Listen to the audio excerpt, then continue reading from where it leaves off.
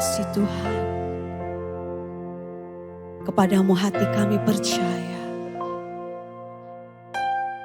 Engkau Tuhan yang beri kekuatan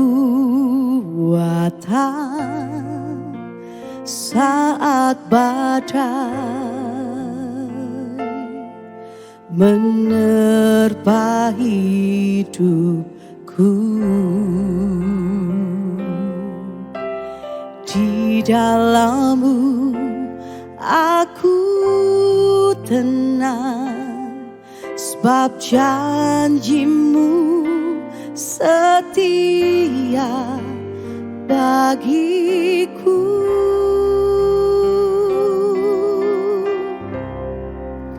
Ku tetap percaya, walau ku tak melihat jalan di depanku, tak pernah ku ragu. Ku tetap menyembah apapun yang terjadi di dalam hidupku. Tak pernah ku ragu, ku tetap percaya.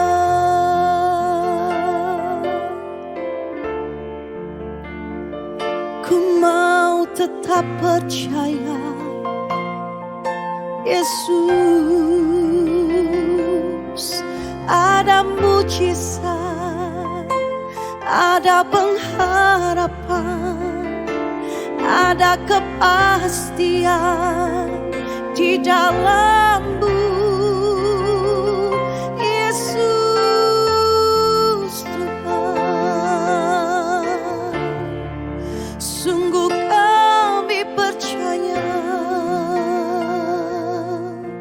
oh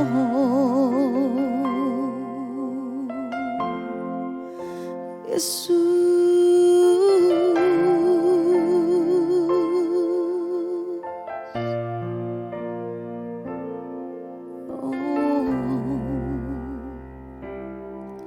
Yesus Tuhan, Yesus Tuhan, sungguh ku percaya. Yesus Tuhan, Yesus Tuhan, mujizat-Mu nyata.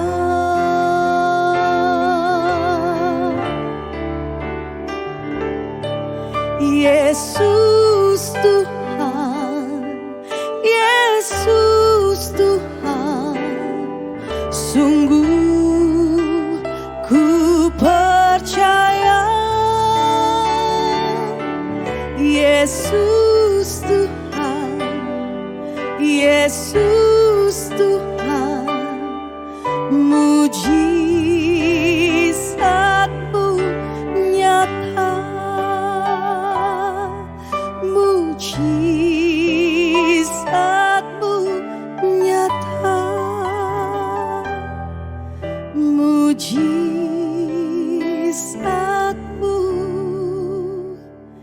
nyata.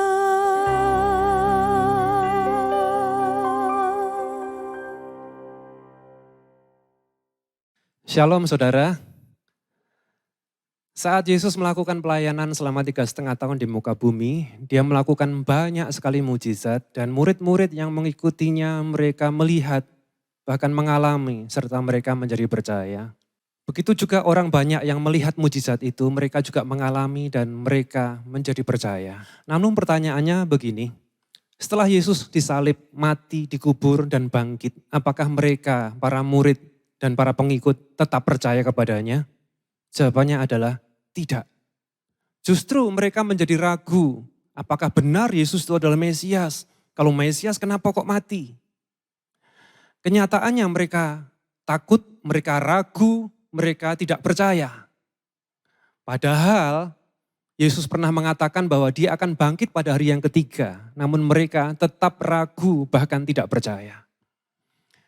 Bahkan seorang murid bernama Thomas, Dia berkata, jika aku tidak melihat tanda paku di kedua tangannya dan mencucukkan jariku ke dalam tanda paku itu, serta mencucukkan tanganku ke dalam lambungnya, aku sekali-kali tidak akan percaya.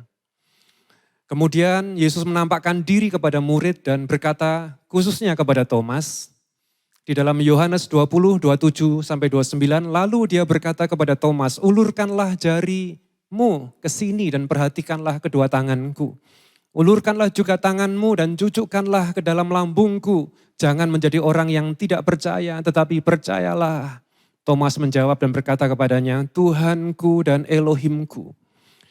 Yesus berkata kepadanya, Thomas, engkau percaya karena telah melihat aku. Berbahagialah mereka yang percaya meskipun tidak melihat. Mengapa kita orang Kristen mesti percaya tanpa harus melihat? Yang pertama, karena semua yang difirmankannya telah terbukti dan pasti terlaksana. Janji tentang kelahirannya di dunia digenapi. Janji tentang kematiannya, pengorbanannya digenapi. Janji tentang kebangkitannya pun digenapi. Dan kita juga percaya semua janji yang belum terjadi juga pasti akan digenapi dalam nama Yesus. Di dalam kitab Yosua 21 ayat 45 disebutkan, dari segala yang baik yang telah dijanjikan Yahweh kepada kaum Israel, tidak satu pun yang gagal, semua digenapi. Itu yang pertama, mengapa orang percaya tanpa melihat karena semua janjinya pasti terjadi dan digenapi. Yang kedua sekarang, karena Yesus harus naik ke surga menyediakan tempat bagi saudara dan saya. Sehingga seperti yang difirmankannya, aku pergi dan menyediakan tempat bagimu. Maka aku akan datang kembali untuk membawa kamu kepadaku supaya di tempat aku berada, kamu pun berada. Kita tahu bahwa pada saat setelah Yesus bangkit, Yesus menampakkan diri para murid. Karena apa? Karena keraguan-raguan para murid, karena ketidakpercayaan para murid pada saat itu. Yesus menyatakan diri bahwa dia hidup dan hidup untuk selama-lamanya. Meskipun secara fisik dia sudah tidak ada bersama dengan mereka. Yesus hidup untuk selama-lamanya. Dia berjanji dia akan datang kembali, mengangkat kita anak-anaknya dalam kemuliaannya. Sekali lagi, supaya di tempat di mana dia berada, kita semua berada. Itu yang kedua. Yang ketiga sekarang, mengapa kita percaya tanpa melihat? Karena ketika Yesus naik ke surga, dia tidak meninggalkan kita sendiri, tetapi dia memberikan Roh Kudusnya kepada saudara dan saya untuk menuntun, bahkan memberikan kuasa. Kuasa untuk apa? Bersaksi. Kuasa untuk apa? Memberitakan Injil. Kuasa untuk bahkan melakukan mujizat demi mujizat di dalam nama Yesus. Yohanes 14, 16, 17, aku akan meminta kepada Bapa dan dia akan mengaruniakan kepadamu penghibur yang lain, supaya dia tinggal bersama kamu selama-lamanya. Yaitu apa? Roh kebenaran yang dunia tidak dapat menerimanya, karena dunia tidak melihat dia, juga tidak mengenalnya. Namun kamu mengenalnya karena dia tinggal bersama kamu dan akan berada di dalam kamu. Saat ini kita tidak dapat melihat Yesus secara fisik. Yesus tidak menyertai kita secara fisik. Namun ada kuasa yang tidak terbatas, yaitu kuasa Roh Kudus yang tinggal dalam saya, dalam saudara. Dan di dalam nama Yesus kita memiliki kehidupan yang dahsyat, kehidupan yang kekal, dan kita diselamatkan. Dalam nama Yesus kita disembuhkan oleh kuasa bilurnya. Dalam nama Yesus kita dibangkitkan dan memiliki hidup yang kekal. Berbahagialah kamu yang percaya meskipun tidak melihat. 2 Korintus 5 ayat 7, kami hidup oleh iman, bukan oleh penglihatan. Hidup kita bukan karena melihat, namun karena percaya. Dan kita disebut sebagai orang-orang yang berbahagia karena percaya tanpa melihat.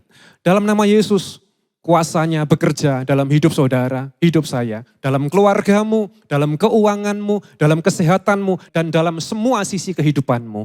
Amin. Mari kita berdoa. Bapa, di dalam nama Yesus kami bersyukur buat kasih dan anugerah-Mu yang dahsyat. Kau nyatakan limpah atas kehidupan kami. Roh Kudus-Mu mengalir atas kehidupan kami, memberi kuasa, memberikan hikmat, bahkan urapan yang baru, menuntun kami untuk kami tetap percaya, meskipun tidak melihat. Kami percaya segala firman yang Kau ucapkan pasti Kau genapi, tidak ada satupun yang gagal. Semua jemaat-Mu yang melihat tayangan Everyday with Jesus pada hari ini, mereka diberkati oleh Tuhan. Siapapun mereka, dimanapun mereka ada, diberkati oleh Tuhan. Dalam nama Tuhan Yesus Kristus. Haleluya. Amin. Yeshua HaMashiach, bless you. Ku tetap percaya, walau ku tak melihat jalan di depanku, tak